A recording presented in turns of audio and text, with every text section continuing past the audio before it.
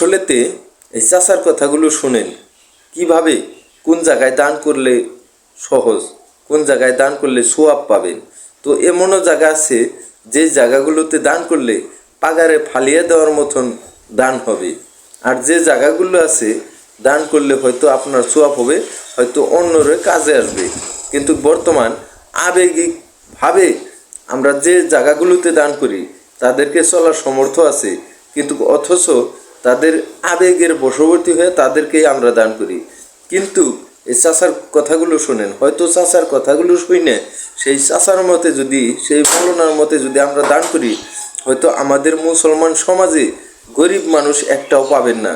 কিন্তু বিরাট দুঃখের বিষয়, আজকের দিনেও গরিব মানুষগুলো গরিবই থাকবে, আর আছেও ধনী মানুষগুলো লাহে লাহে ধনী হতে যাচ্ছে। মুসলিম সমাজ তো মুসলমানের আদর্শ তো এগুলো না।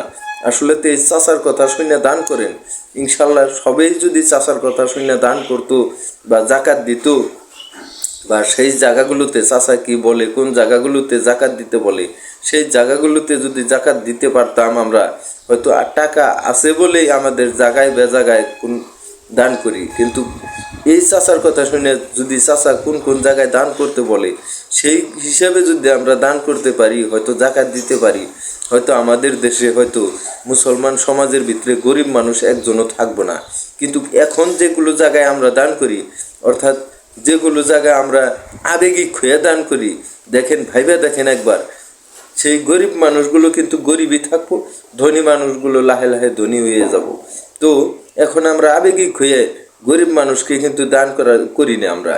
তো দেখেন চাচা কি বলে শোনেন, দানেরও ভাগ আছে। তো টাকা আছে বলে দান করলে কোনো কোনো জায়গায় দান করার চেয়ে পাগারে টাকা ফালিয়ে দেওয়া ভালো, এটার মধ্যে কিন্তু আমি একমত। তো আপনার কি মত আপনি জানাবেন তো, দান কোন জায়গায় দেওয়া চলে তো জানাবেন। খুদা হাফিজ। শোনেন তাহলে চাচার কথা কি বলে। আপনারা শুধু মাদ্রাসায় যাকাত কথা শুনছেন, মাদ্রাসায় দেন, লিল্লা বোর্ডিং এ দেন, হুজুরদেরকে দেন। কে বলেছে এই ফালতু কথা? যাকাতের খাতা আল্লাহ বলে দিয়েছে 8টা। যাকাতের জন্য সব থেকে বড় হকদার হলো, সব থেকে বড় হকদার হলো নিজের নিকট আত্মীয় স্বজন।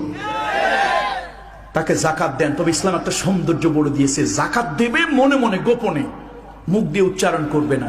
যেমন মায়ের পেটের ভাই, বাবাকে যাকাত দেওয়া যাবে না, মাকে যাকাত দেওয়া যাবে না, দাদাকে যাকাত দেওয়া যাবে না। মায়ের পেটের ভাই আলাদা হয়ে গেছি সেপারেশনের পর, আমি আলহামদুলিল্লাহ অনেক ভালো অবস্থানে আছি, কিন্তু মায়ের পেটের ভাই খুব কষ্টে আছে, মায়ের পেটের বোনটা কষ্টে আছে, বাবার বোন ফুফুটা বড় কষ্টে আছে, বাবার ভাই চাচাটা বড় কষ্টে আছে। যাকাত দেওয়ার মতো অ্যাবিলিটি, ইকোনমিক্যাল অ্যাবিলিটি আল্লাহ তাআলা আমাকে দিয়েছেন, আলহামদুলিল্লাহ। আমি এই যাকাত, সর্বপ্রথম হক হলো আমার ওই আত্মীয়, যাকাতটা দেবো। ইসলামের সৌন্দর্য দেখেন, বলে দেবো না এই না ধরো 5,000 টাকা যাকাত দিলাম, যাও বাচ্চা কাচ্চা নিয়ে কিছু কিনে খাও। এরকম কিছু জানোয়ার মার্কা লোক আছে, তোর টাকা তোর বুকের উপর ফেরেশতারা ফেঁকে মারুক। বরং সৌন্দর্য কি, গোপনে ভাইয়ের হাতে দিলেন, ফুফুর হাতে দিলেন, 5,000 টাকা দিলেন, ফুফু তোমার বাচ্চা কাচ্চা নিয়ে একটা কিছু কিনে খেও, মনে মনে নিয়ত করেন যাকাতের টাকা থেকে দিলাম। মুখ দিয়ে বলবেন না, মনটা বড় খুশি হলো, আরে আমার রক্ত আমাকে ভুলে যায় না।